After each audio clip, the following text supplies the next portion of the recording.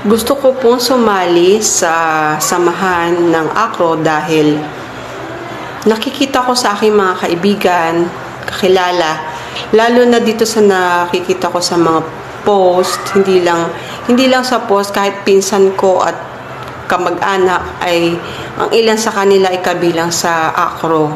Nakikita ko yung layunin nila na makatulong sa kapwa, hindi lang sa oras ng pangangailangan, kundi sa lahat ng oras na kung ano man yung halimbawa, may nakita kasi ko na pagkakataon na yung mga magkakasama sa grupo, kahit hindi sila magkakilala o ngayon na sila nagkita, tapos pagka nagkaalaman sila ay ACRO, ang ganda ng samahan, yung parang kala mo matagal na magkakilala. Tapos, meron po ako kasing kaibigan na San Pedro chapter po siya kasali.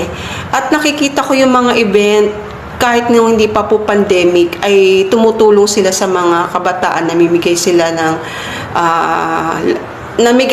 sila kasi ng laruan noon at mga pagkain. Lalo po nung pandemic, sila ay tulong-tulong. Tapos, masarap po yung feeling na ganyan. Kasi, gusto ko rin po makasali para naman po parang legal din akong kabilang sa grupo. Kasi sumasama po ako doon sa kaibigan ko po.